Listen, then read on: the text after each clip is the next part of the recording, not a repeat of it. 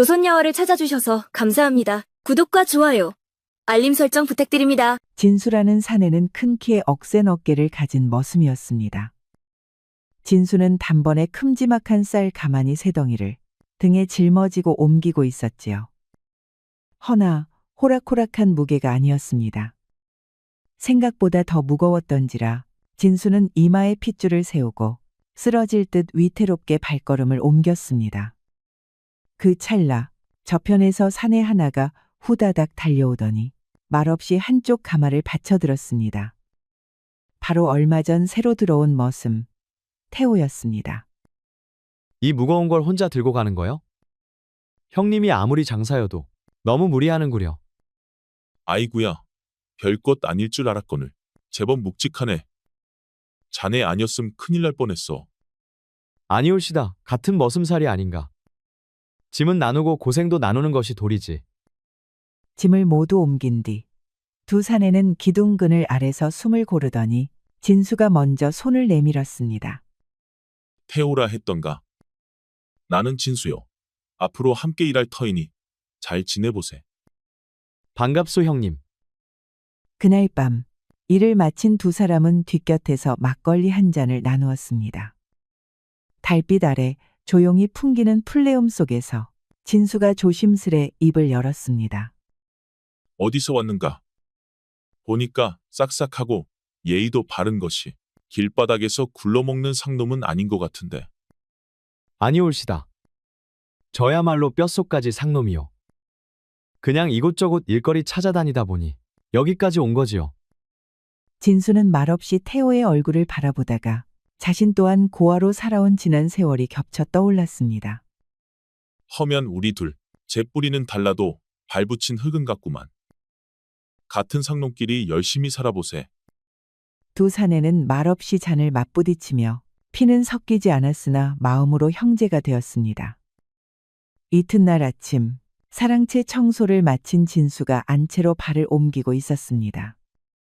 그때 어디선가 물 찰박이는 소리 사이로 여인의 웃음소리가 실바람에 섞여 들려왔지요. 빨래터에서는 여종 춘매가 하얀 저고리를 빨래판에 문지르며 콧노래를 부르고 있었습니다.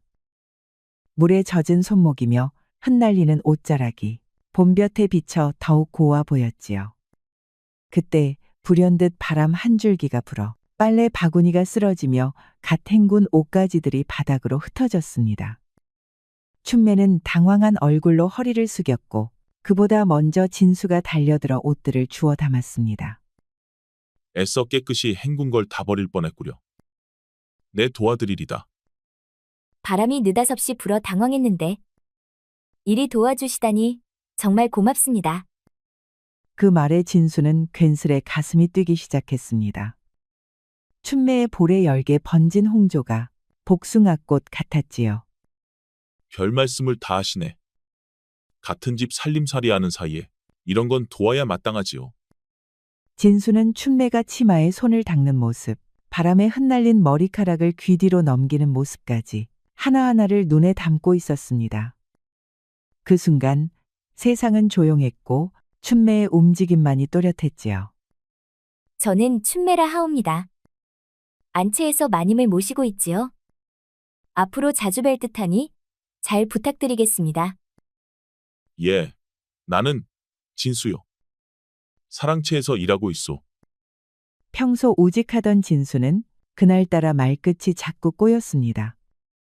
그녀 앞에만 서면 자신도 모르게 목소리가 작아졌지요. 춘매는 널빤지 위에 옷을 하나씩 펼쳐 널기 시작했습니다. 진수는 사랑채 쪽에 멈춘 채 그 모습을 말없이 지켜보고 있었지요. 그녀의 손짓은 조심스러우면서도 단정했고 바람에 흩날리는 치맛자락 아래 옆모습이 봄날 햇살처럼 고왔습니다. 그때 안채 쪽에서 다른 여종 옥분이가 말했습니다. 누구야? 아는 사람이냐? 저 양반이 아직도 이쪽을 보는 것 같은데. 내가 빨래감을 떨어뜨려서 도와주신 거야. 인상이 곱고 말씨도 상냥하네. 그 말을 들은 진수는 뒤돌아 얼른 발걸음을 옮겼습니다. 그러나 춘매의 웃음소리와 그 눈매는 계속 머릿속을 맴돌았지요. 그날 밤 진수는 자리에 누웠으나 눈을 감지 못했습니다. 춘매의 웃는 얼굴이 떠오르면 마음이 설레고 곧이어 자신의 신분이 떠오르면 가슴이 저려왔습니다. 한숨만이 덮은 이불을 적셨지요. 며칠 뒤 저녁 진수는 태호를 찾았습니다. 늘 그렇듯 일과가 끝나고 난 후 막걸리 한 잔을 나눌 생각이었지요. 근데 고요한 정막을 가르고 낯익은 여인의 흐느낌이 들려왔습니다. 진수는 걸음을 멈추고 소리가 나는 쪽으로 조심스레 다가갔습니다. 그곳에는 춘매가 고개를 숙인 채 울고 있었고 그 곁에 태호가 서 있었습니다. 진수는 자기도 모르게 나무 뒤로 몸을 숨겼습니다. 태호는 그녀의 어깨를 살며시 감싸 안은 채 나지막이 말을 건네고 있었지요. 춘매야, 무슨 일인데 그러냐? 누가 우리 춘매를 이래 슬프게 만들었어. 오늘 마님께서 저를 꾸지람하셨어요.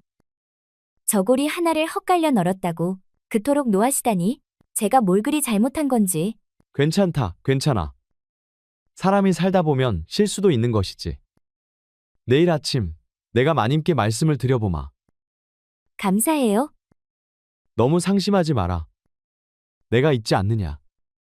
어떤 일이든 내가 함께하겠다.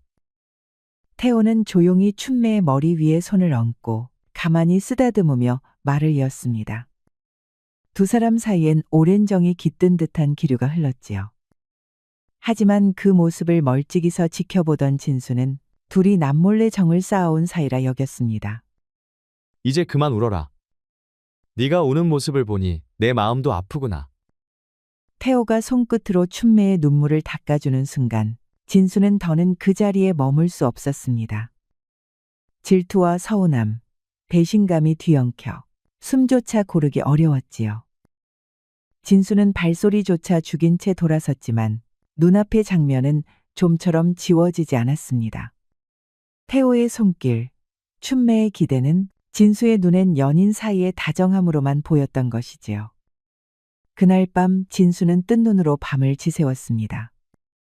잠을 청하려 해도 눈을 감는 순간 태호와 춘매가 떠올랐습니다. 태호가 자신을 속였다는 생각이 머릿속을 떠나지 않았고 진수의 두 눈엔 분노가 어른거리기 시작했습니다. 가장 믿었던 사람이 가장 소중히 여긴 마음을 짓밟았다고 여겼지요. 다음 날 아침 진수는 태호와 마주했지만 어제와는 전혀 다른 사람이 된 듯했습니다. 말투는 딱딱했고 눈빛엔 거리감이 스며 있었습니다. 이보시오 형님, 무슨 일 있어? 안색이 별로 구려. 아니다. 별거 아니야. 그저 잠을 좀 설쳤을 뿐이다. 걱정하지 말 거라. 태호는 진수의 변화를 느꼈지만 그 까닭을 알 수 없어 답답하기만 했습니다. 진수는 태호의 염려마저도 이제 가식처럼 느껴졌습니다. 그날 이후 진수는 틈만 나면 태호와 춘매를 눈여겨보기 시작했습니다. 태호가 춘매에게 말을 건네거나 춘매가 태호를 향해 웃을 때마다 진수의 가슴속은 알 수 없는 불길로 달아올랐지요. 의심은 이미 진수의 마음 깊은 곳에 뿌리를 내렸고 우정과 질투 사이에서 갈팡질팡하는 그의 속은 날마다 썩어 들어갔습니다. 여름 농번기가 시작된 지 며칠째 진수는 몸은 일터에 있어도 정신은 온통 다른 데가 있었습니다. 그날도 태호가 물동이를 옮기던 춘매를 도와주는 모습을 보고 진수는 무심결에 발걸음을 멈췄습니다. 그리 무거운 걸 어찌 혼자 나르느냐. 비켜봐라. 오라버니가 들어주마. 고마워요. 늘 도와주시니 마음이 든든해요. 진수는 두 사람의 다정한 말소리에 주먹을 불끈 쥐었습니다. 그때 곁에서 일하던 머슴 하나가 진수를 불렀습니다. 뭐 하고 있어? 괭이는 놔두고 멍이나 때리고. 죄송합니다. 잠깐 딴 생각을 해서. 진수는 황급히 괭이를 들었지만 손끝은 힘이 없었고 눈길은 자꾸 뒤편으로 돌아갔습니다. 춘매와 태호가 함께 있는 그곳으로 말이지요. 한낮 볕이 올 무렵 일을 마친 머슴들이 잠시 그늘 아래 앉아 숨을 돌리고 있었습니다. 진수는 이때다 싶어 태호에게 조심스레 말을 꺼냈습니다. 자네는 춘매를 어떻게 생각하느냐? 둘이 제법 가깝게 지내는 듯한데. 춘매 말이오. 어려서부터 같이 자란 처지라 그저 동생 같을 뿐이요. 정이야 안 될 수 있겠소. 태호의 대답을 들은 진수는 속이 더 뒤틀렸습니다. 동생 같을 뿐이라는 말이 오히려 더 많은 것을 숨기려는 핑계처럼 들렸던 것이지요. 그래? 춘매도 자네를 곧잘 따르는 것 같던데. 혹여 서로 마음이 있는 것은 아니야? 무슨 소리 하는 거요, 형님? 지금 나를 뭘로 보는 게요? 춘매와 나는 그런 사이가 아니오.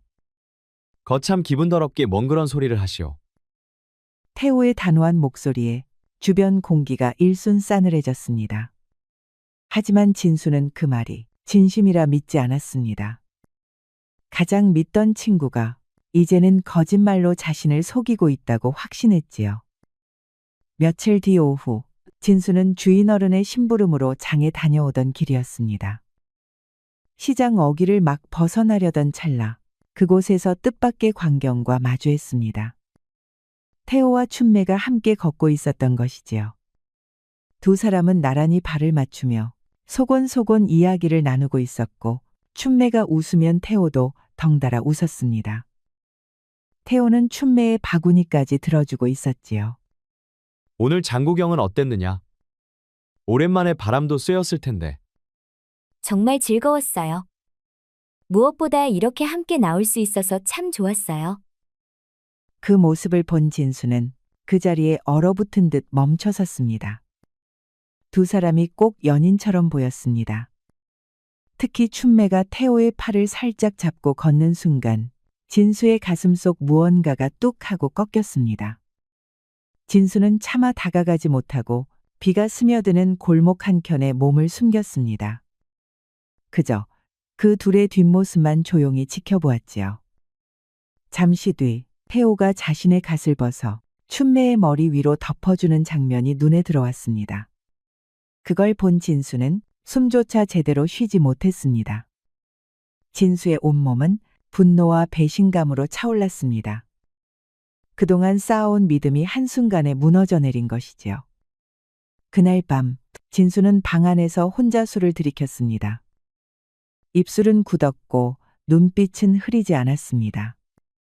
마음속엔 분노와 원망이 켜켜이 쌓여갔습니다. 의형제라고 생각했는데 이런 식으로 내 뒤통수를 치다니. 좋다. 그러면 나도 내 놈을 더는 좌시 않겠다. 진수는 그렇게 마음속에 품고 있던 불씨를 복수라는 이름으로 피워올렸습니다. 어느 여름날 아침 사랑채 마당엔 일이 산더미처럼 쌓여 있었습니다. 태호는 언제나처럼 먼저 일을 챙기며 진수에게 다가왔지요. 형님, 오늘 일거리가 많소. 함께 힘을 모아서 얼른 끝냅시다. 주인어른께서도 일찍 마무리하라 당부하셨소. 각자 맡은 일만 하면 되지 않겠느냐. 굳이 함께 할 것도 없지. 태호는 진수의 싸늘한 말투에 순간 당황했지만 더 묻지 않고 고개만 끄덕였습니다. 진수는 그 상처받은 눈빛을 보면서도 마음을 굳혔습니다. 이미 되돌릴 수 없는 길을 스스로 정한 터였지요. 해가 뉘엿뉘엿 넘어가고 일거리를 마친 태호가 자리를 비운 틈에 진수는 조용히 곳간으로 향했습니다. 숨을 고르며 주위를 살핀 뒤 손에 든 자루를 움켜쥐었지요. 진수는 곳간에서 쌀 한 대를 꺼내 조심스레 품에 안았습니다. 그리고는 곧장 태호가 쓰는 방으로 향했습니다. 빗을 한 번 안 한 바닥구석에 쌀자루를 밀어넣고는 한참이나 그 앞에 서 있었습니다. 그 얼굴엔 후회도 망설임도 남아있지 않았습니다. 다음 날 아침 머슴들은 하나둘 마당으로 나와 일을 시작할 채비를 하고 있었습니다. 진수는 밤새 한숨도 자지 못하고 그때만을 기다리고 있었지요. 손은 떨렸지만 눈빛은 단단히 굳어 있었습니다. 진수는 천천히 주변을 둘러보았습니다. 그리고 다른 머슴들에게 다가갔지요. 이보시오들, 잠깐 와보소. 할 말이 있소. 뭔데 그러나? 어젯밤 곳간에서 수상한 인기척이 들려 가만히 살펴보았더니 누군가 곡식을 몰래 꺼내고 있더이다. 뭐라고? 곡식을 훔친 자가 있다고? 내 두 눈으로 똑똑히 보았소. 그 망할 놈이 누군데? 태호놈이요. 그 말에 마당이 조용해졌습니다. 때마침 태호가 마당으로 걸어 나왔습니다. 다들 뭘 그리 심각하게 이야기하는 거요? 나도 좀 들읍시다. 이에 잠시 망설이던 진수는 손을 들어 태호를 가리켰습니다. 저놈이 곳간에서 쌀을 가져다 자기 방에 숨겨두었소. 아니 그게 뭔 소리요? 내가 도둑질을 했다고? 형님 지금 무슨 소리를 하는 거요? 태호는 믿을 수 없다는 얼굴로 진수를 바라보았습니다. 형제처럼 지냈던 사람이 자신을 이렇게 몰아붙이다니 그 충격이 컸습니다. 이런 말은 함부로 꺼낼 게 아니지. 정말 확실한 것이냐? 내가 어디 허튼 말 하는 거 봤소. 태호가 곳간에서 쌀자루를 들고 자기 방 안으로 들어가는 것을 봤다니까. 진수는 침착한 척했지만 속으로는 손바닥이 식은 땀으로 젖어 있었습니다. 태호의 눈빛을 마주한 순간 한 줄기 죄책감이 가슴을 찔렀지요. 형님 왜 그러시오? 난 그런 적이 없소. 나도 믿고 싶지 않소. 하지만 내가 본 것을 어찌 부정하겠소. 허면 말로 왈가왈부하지 말고 태호의 방을 살펴보는 수밖에 없겠구나. 머슴들은 조용히 고개를 끄덕였습니다. 태호는 고개를 들고 당당히 말했습니다. 좋소. 내 방을 마음껏 보시오. 나는 숨길 것이 없소이다. 머슴들이 몰려들어 방을 수색한 끝에 방 한 구석, 발에 잘 닿지 않는 틈에서 쌀 한 대가 나왔습니다. 이게 뭐냐? 정말로 쌀이 숨겨져 있구나. 이럴 수가. 나는 정말 모르는 일이오. 누군가 일부러 숨겨둔 것이오. 태호는 주위를 둘러보다 진수의 얼굴을 마주 보았습니다. 형님은 믿어주셔야지. 형님은 동생 말을 믿어야지 않겠소. 진수는 그 말을 듣고 잠시 숨을 멈췄습니다. 태호의 눈빛엔 절망이, 목소리엔 간절함이 묻어나 있었지요. 하지만 진수는 입술을 깨물며 차디찬 말로 대답했습니다. 나도 자네 말을 믿고 싶다. 허나 이 눈으로 본 것, 이 손으로 만진 증거를 어찌 부정하겠느냐. 이건 보통 일이 아니구나. 이 일은 주인 어른께 보고해야겠다. 곡식을 훔친 일은 결코 가벼운 죄가 아니니까. 그 말을 들은 태호는 그 자리에 주저앉고 말았습니다. 나는 결백하오. 누군가 나를 함정에 빠뜨린 것이오. 집안의 주인 김대감은 사랑채 대청마루에 앉아 머슴들이 전한 소식을 묵묵히 듣고 있었습니다. 그 얼굴엔 분노와 실망이 겹겹이 드리워져 있었지요. 대청 한가운데 태호는 무릎을 꿇고 앉아 있었습니다. 머리는 조아린 채였고 숨소리마저 가늘었습니다. 태호야, 정말 너란 말이냐? 곳간에 쌀을 손댔다는 게 사실이란 말이냐? 내 너를 믿고 사랑채 일을 맡겼거늘 이리 배신을 하다니. 대감나으리. 정말이지. 그런 짓은 한 적이 없습니다. 누군가 일부러 제 방에 쌀을 넣어놓은 것이옵니다. 억울하옵니다. 허면 내 방에서 나온 쌀은 어찌 설명할 것이냐? 진수가 너의 짓이라 보았다고 분명히 말하였느니라. 저는 정말 모릅니다. 누가, 언제, 어떻게 그리했는지 저는 알지 못합니다. 제 손으로 가져간 쌀이 아닙니다. 네가 무어라 항변하든 증거가 명확하다.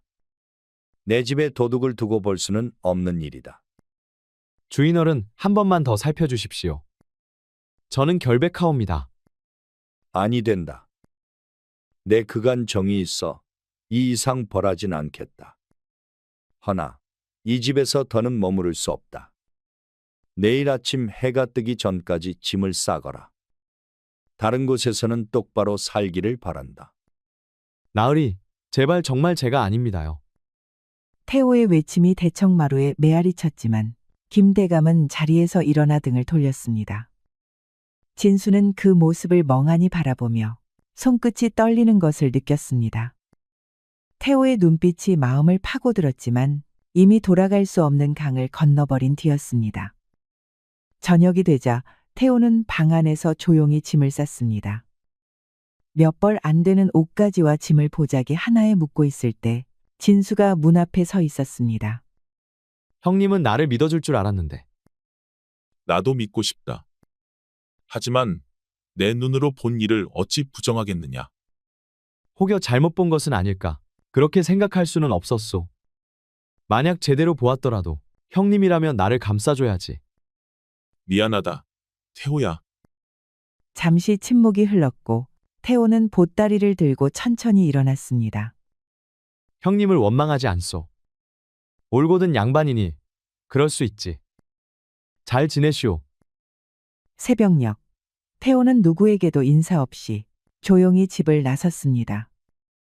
진수는 창문 너머로 그의 뒷모습을 바라보며 입술을 깨물었지요. 그 곁 안채 기둥 아래 춘매도 몰래 눈물을 흘리고 있었습니다. 진수는 그 모습을 보고서야 자신의 질투가 얼마나 깊은 상처를 남겼는지 깨달았습니다. 태호가 쫓겨난 지 한 달, 진수는 날마다 죄책감에 시달리며 지냈습니다. 밤잠을 설쳤고 손에 잡히는 일 하나 없었지요. 춘매 또한 많이 야위었습니다. 빨래를 헹구다 말고 종종 고개를 떨군 채 가만히 눈을 감고 있었지요. 그날도 진수는 우연히 마당을 지나던 길에 춘매가 빨래터 한켠에서 울고 있는 모습을 보았습니다. 왜 그러시오? 몸이 아픈 건 아니오?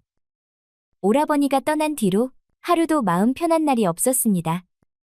특히나 사이가 각별했던 것 같던데. 사랑하는 연인을 떠나보내니 더욱 마음이 아프겠구려. 춘매는 순간 놀란 눈으로 진수를 바라보았습니다. 잠시 입을 다문 뒤 천천히 고개를 저으며 입을 열었습니다. 아닙니다. 우린 그런 사이가 아니에요.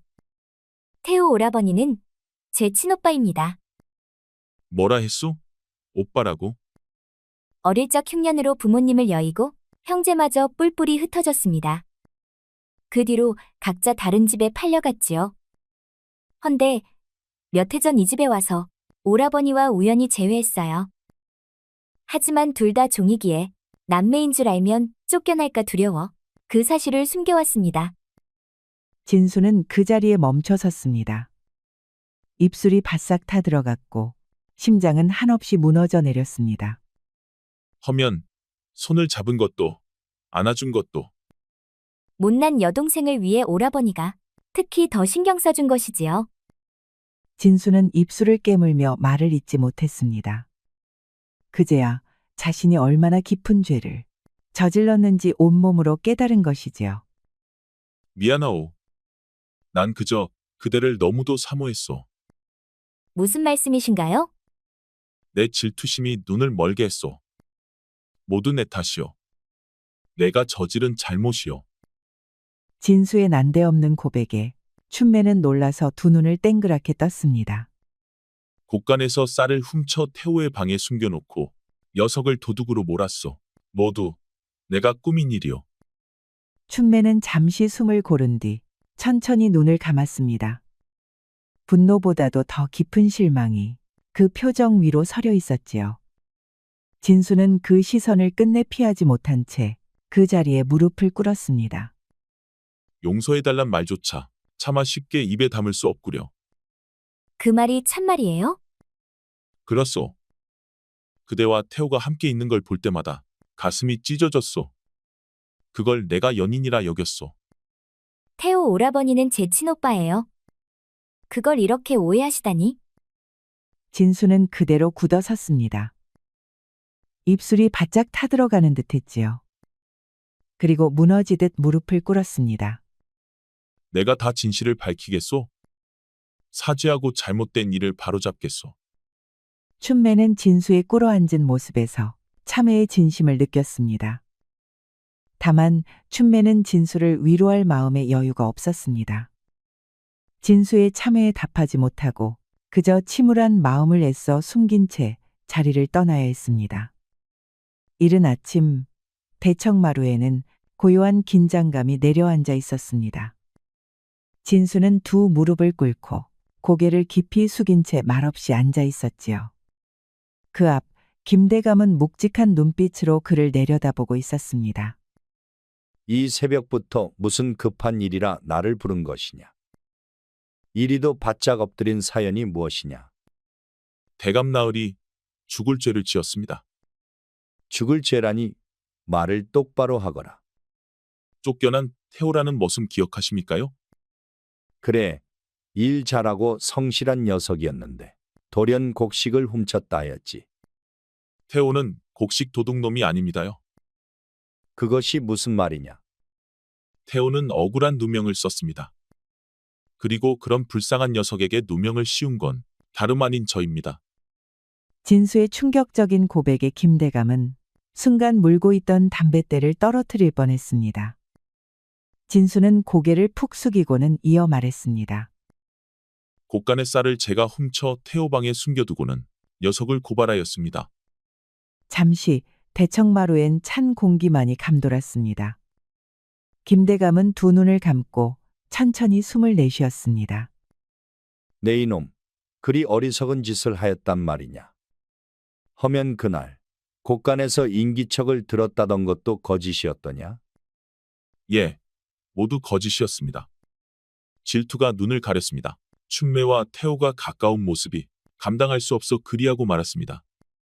김대감은 자리를 박차고 일어나 대청 끝까지 걸어갔다가 돌아서며 다시 진수를 바라보았습니다.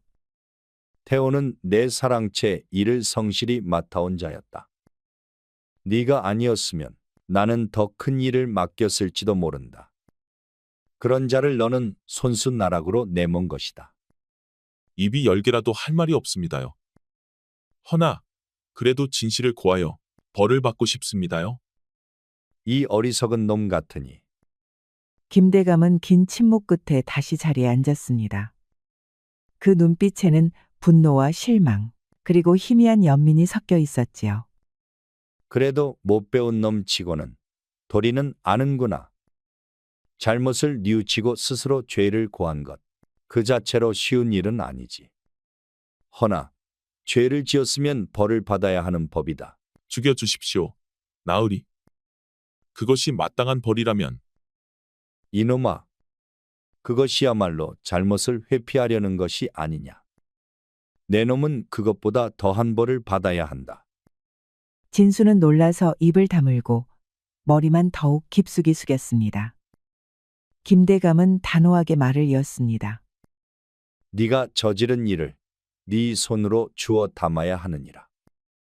이 일 남이 덮어줄 수 있는 것이 아니다. 지체 말고 떠나라. 태호를 찾아 그 앞에 무릎 꿇고 사죄하거라. 그리고 그 아이를 다시 이곳으로 데려오너라. 알겠습니다. 그 후에 벌은 무엇이든 받겠습니다. 진수의 말에 김대감은 방으로 들어가 작은 자루 하나를 들고 나왔습니다. 그 안엔 돈 몇 푼이 담겨 있었지요. 이것으로 길을 마련하거라. 가는 길엔 누구도 너를 도와주지 않을 것이다. 허나 사람이라면 짐승처럼 살지 말고 한 번쯤 진실을 위해 살아봐야 하지 않겠느냐. 진수는 김대감의 관대한 처사에 눈물을 글썽였습니다. 그리고 두 손으로 공손히 받아들였지요. 감사합니다. 나으리. 가거라. 진수는 큰 절을 올리고 곧바로 떠날 준비를 하였습니다. 이윽고 진수의 기나긴 길이 시작되었습니다. 한양을 떠나 경기도를 지나고 충청 땅으로 향하는 길은 험하고도 멀었지요. 발은 부르트고 짐은 무거웠지만 그보다 무거운 것은 태호에 대한 죄책감이었습니다. 그 죄를 씻고자 진수는 하루도 쉬지 않고 걷고 또 걸었습니다. 그는 마을마다 들러 사람들을 붙잡고 물었습니다. 혹여 키가 크고 어깨가 떡 벌어진 젊은 사내를 보신 적 있습니까? 손재주도 좋고 성품이 부드러운 사람이 올시다. 아마 떠돌이 일꾼일지도 모릅니다. 간절한 눈빛의 사람들은 귀를 기울였으나 태호를 아는 이는 좀처럼 나타나지 않았습니다. 겨울이 닥쳤습니다. 눈은 땅을 덮고 바람은 살을 베었지만 진수는 걸음을 멈추지 않았습니다. 낡은 집시는 닳아 떨어졌고 옷자락은 해졌습니다. 그래도 그는 멈추지 않았지요. 어느 날 저녁 그는 산중 주막에 들러 하룻밤을 청했습니다. 지친 기색이 역력했던지라 주막 주인이 조심스레 물었습니다. 이 추운 날 어인길손이요? 사람 하나를 찾고 있소이다. 내 죄를 씻기 전엔 돌아갈 수가 없소. 사연을 들은 주인은 말없이 국 한 그릇을 내어주며 말했습니다. 거참 우여곡절이 많았구만. 뭐 사람이 이런 일이 있고 저런 일도 있는 법이지. 그래도 몸이 한번 상하면 걷잡을 수 없소. 숨이나 좀 돌리시구려. 태호를 찾기 전엔 그 어느 곳에서도 쉴 수 없소이다. 진수는 그렇게 쪽잠을 좀 청한 후 다시금 발길을 옮겼습니다. 시간은 흐르고 겨울을 넘기고 있었습니다. 어느새 전라도 평야를 지나고 있었습니다. 차디찬 바람은 물러가고 들판의 푸른 기운이 서렸지만 진수의 가슴은 여전히 무거웠습니다. 그러던 어느 날 한 장터에서 뜻밖의 말을 듣게 되었지요. 그런 사내라면 경상도 쪽으로 갔다 하더이다. 어디 안동 근처 산골에서 농사일을 거들고 있다던가. 정말이오? 어느 마을인지 아시오? 정확하진 않소. 허나 안동에서 산길 하나 넘어간 곳이라 들었소. 진수는 모처럼 가슴이 뛰는 것을 느꼈습니다. 지친 몸에도 불구하고 오랜만에 발걸음은 가벼웠습니다. 몇 날을 더 걸은 끝에 진수는 안동 인근의 산골 마을에 닿았습니다. 그곳에서 마침내 태호의 흔적을 찾게 되었지요. 그런 사내라면 저기 산 너머 마을에 있소이다. 허나 몸이 많이 상했다고 하던데 몸이 상했다니요? 무슨 일이 있었답니까? 이 마을 저 마을 떠돌다 병을 얻었다 하더군요. 지금은 한 농가에서 재워주며 보살펴준다 하더이다. 그 말을 들은 진수는 등골이 서늘해지는 것을 느꼈습니다. 눈앞이 흐려질 만큼 마음이 무너졌지요. 아이고 태호야. 기다려라. 내가 간다. 누명을 쓰고 떠났던 태호가 병든 몸으로 산골에 쓰러져 있다는 말에 진수는 가슴이 찢어질 듯 아파왔습니다. 하여 진수는 그 길로 산 너머 마을을 향해 한치의 망설임 없이 달려가기 시작했습니다. 진수는 한다름의 낡은 초가집 문 앞에 섰습니다. 안에서 들려오는 가늘고 거친 기침 소리에 심장이 철렁 내려앉았지요. 문을 열고 들어선 순간 진수는 숨이 멎는 듯한 충격을 받았습니다. 볏짚 위에 누운 이는 다름 아닌 태호. 한때 장정이던 몸은 뼈만 앙상이 남았고 얼굴은 핏기 하나 없이 창백하였습니다. 기력이 다해 눈조차 제대로 뜨지 못하는 모습이었지요. 며칠 전부터 열이 떨어지질 않소. 약도 못 구하고 걱정이 큽니다. 그 말을 듣는 순간 진수의 눈에서는 뜨거운 눈물이 흘러내렸습니다. 태호야, 내가 너를 이렇게 만들었구나. 진수는 조심스레 태호 곁에 무릎을 꿇었습니다. 그 목소리가 들리자 태호는 겨우 눈을 떴습니다. 형님이요? 내가 꿈을 꾸는 거요? 꿈 아니야, 태호야. 내가 널 찾아 이 먼 길을 왔다. 태호는 그 말을 듣 잠시 어리둥절한 눈빛을 보였으나 곧 얼굴을 굳혔습니다. 뭔 볼일이 있다고 나를 찾아왔소. 너에게 사죄하러 왔다. 그리고 다시 데리러 가러 왔다. 진수는 떨리는 입술로 자신의 모든 죄를 고백했습니다. 질투에 눈이 멀어 곳간의 쌀을 훔쳐 태호의 방에 숨겨두었던 일, 춘매와 태호가 남매였다는 걸 뒤늦게 알게 된 일까지 모두 말했지요. 모두 내 짓이었다. 내 죄는 하나도 없었는데 정말 미안하다. 태호는 잠시 눈을 감고 있었습니다. 친형님 같았던 친구의 배신, 그로 인한 고통, 그리고 지금 이 진심 어린 고백. 그 모든 것이 한꺼번에 밀려들었지요. 처음엔 형님이 너무나 원망스러웠소.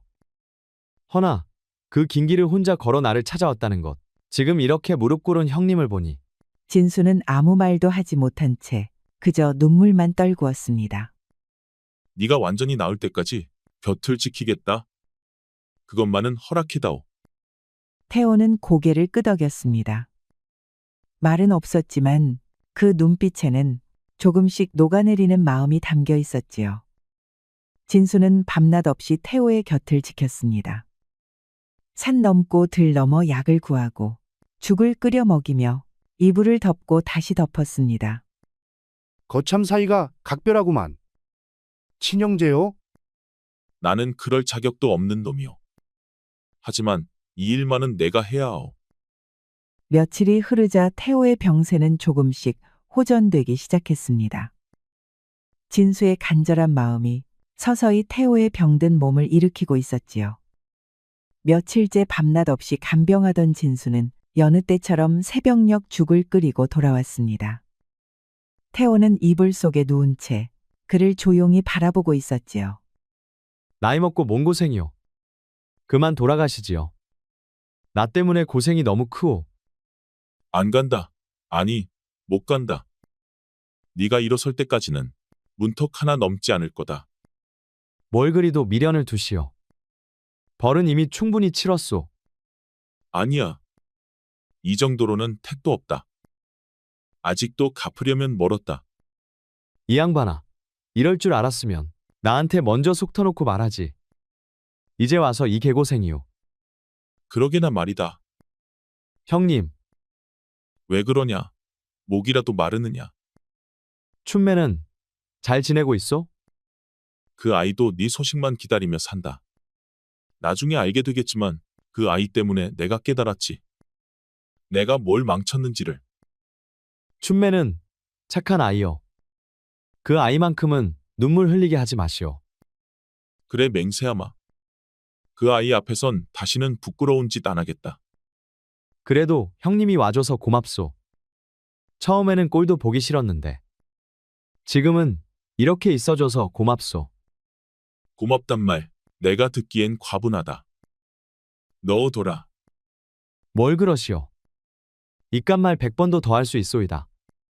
며칠 사이 태호의 안색엔 붉은 기운이 돌기 시작했습니다. 거동은 아직 힘들었으나 상체를 가누고 죽을 떠먹을 수 있을 만큼은 회복되었지요. 진수는 조심스레 그릇을 내려놓으며 말했습니다. 태호야, 이제야 좀 사람 얼굴이 돌아왔다. 내 꼴이 그래도 봐줄 만하단 말이지. 고맙다. 잘 버텨주어서 고맙다. 형님을 처음 봤을 때 당초에 이 양반이 여기 왜 있나 싶더라고. 내가 아니었으면 넌 여기에 있을 일도 없었겠지. 태호는 말없이 고개를 돌렸습니다. 창 너머로 비치는 가을볕이 잠시방안을 적셨습니다. 형님, 그날 이후로 난 형님을 다시 볼 줄 몰랐소. 내 죄를 씻고 싶었다. 죽으란 말이더라도 듣고 싶었고 살란 말이더라도 그 뜻을 따르려 했다. 내가 어찌 형님에게 그런 말을 하겠소. 태호는 길게 숨을 내쉬며 이불을 잡았습니다. 이제는 마음을 털어놓아도 되겠다는 듯 조용히 말을 이었습니다. 춘매는 마음이 깊은 아이요. 형님이 진심을 보여준다면 언젠가는 받아줄 거요. 됐다. 나 같은 놈이 무슨. 그럴 필요 없다.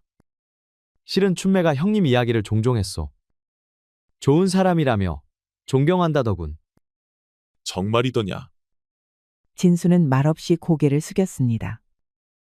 내막을 알고 나니 더더욱 면목이 없었습니다. 창밖에서 바람이 낙엽을 몰고 다녔습니다. 형님, 난 춘매가 누구를 택하든 존중할 거요. 그 애가 웃을 수 있다면 오라비 된 도리는 거기까지요. 태호야, 넌 정말이지 큰 사람이구나. 크기는 덩치로 따지면 형님보다 큰 사람이 어딨소. 태호는 진수의 부축을 받아 마당에 나왔습니다. 가을 바람이 맑게 불어오는 날, 그토록 그리운 바깥 공기였지요. 조금만 더 쉬다 가자. 아직 몸이 덜 풀렸잖아. 무슨 소리요? 이제 말짱한데. 이렇게 햇살을 쐬는 게 얼마만인지 모르겠소. 진짜 살아있는 것 같소. 잠시 고요가 흘렀습니다. 두 사람은 함께 앉아 서로의 손을 맞잡았습니다. 형님, 이제 함께 돌아갑시다. 춘매도 기다리고 있고 대감 나으리께도 인사를 드려야지요. 그래야지. 이제야 비로소 돌아갈 자격이 생긴 것 같구나. 돌아가서도 힘들겠지만 이제 숨길 일은 없잖소. 맞다. 이제는 떳떳하게 다시 시작하겠다. 그날 저녁 진수와 태호는 농가 주인과 마지막 밥상을 마주했습니다. 이튿날이면 한양으로 떠날 길이었지요. 두 사람 덕분에 나도 많은 걸 배웠소. 진정한 벗이란 이런 것이었구려. 주인어른의 은혜 평생 잊지 않겠습니다.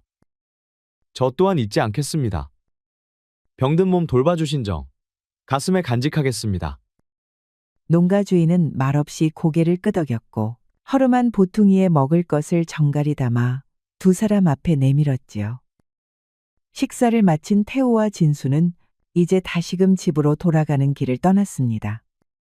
시간은 흘러 마침내 진수와 태호는 한양 땅에 닿았습니다.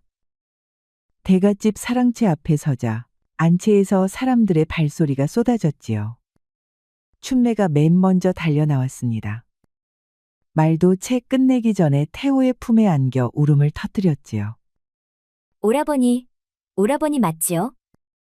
춘매야, 내가 왔다. 이제 다시는 떠나지 않는다. 남매는 말없이 서로를 끌어안았고 진수는 조용히 그 곁에 섰습니다. 김대감이 뒷짐을 지고 천천히 걸어 나왔습니다. 태호와 눈이 마주치자 잠시 말이 없었지요. 모든 게 내 불찰이었다. 이제 다시 이 집에서 일해다오. 대감 어르신, 불찰이라니요. 그러실 필요 없습니다. 다시 받아주셔서 감사할 따름입니다. 김대감은 세 사람을 마루에 앉히고 조용히 이야기를 들었습니다. 실수했지만 기어코 이렇게 돌아왔구나. 고생했다. 아닙니다. 나으리. 오히려 기회를 주셔서 감사할 따름입니다. 그 말을 듣던 태호가 조용히 입을 열었습니다. 어르신, 저도 드릴 말씀이 하나 있습니다. 김대감이 고개를 끄덕이자 태호는 진지한 얼굴로 말을 이었지요. 진수와 춘매는 서로 마음을 나누고 있습니다. 오랍이 된 도리로 이 혼인을 허락받고자 합니다. 마루에 짧은 정적이 흘렀습니다. 춘매는 고개를 숙인 채 붉어진 얼굴로 아무 말도 하지 못했고 진수는 말없이 손만 움켜쥐고 있었지요. 잠시 침묵을 지킨 김대감이 빙긋 웃으며 입을 열었습니다. 태호 말대로라면 참 좋은 인연이로구나. 춘매야, 내 마음도 그러하냐. 춘매는 조심스레 고개를 끄덕였습니다. 예, 대감 어르신. 실은 진수를 마음에 두고 있었습니다.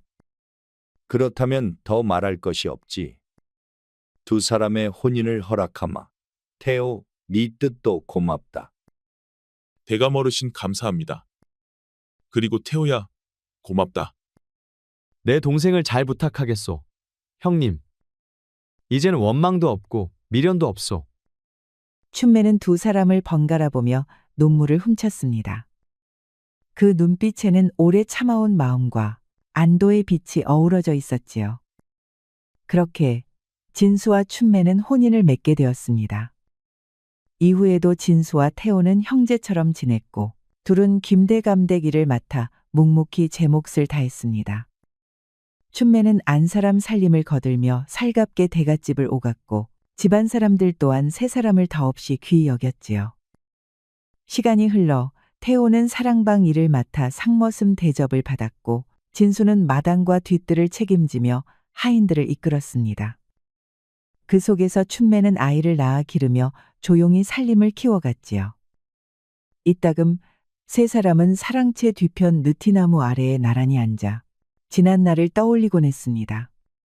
그 시절이 있었기에 서로를 더 깊이 아끼게 되었다는 말만 남긴 채. 그리하여 그 집에는 오래도록 따뜻한 봄 기운이 머물렀다고 합니다. 우리 이야기가 여러분들에게 조금이나마 재미를 선사할 수 있기를 바랍니다. 다른 재미있는 영상도 많으니 즐겁게 봐주세요. 그럼 여러분 모두 행복하고 즐거운 시간 되세요. 우리 이야기가 여러분들에게 조금이나마 재미를 선사할 수 있기를 바랍니다. 다른 재미있는 영상도 많으니 즐겁게 봐주세요. 그럼 여러분 모두 행복하고 즐거운 시간 되세요.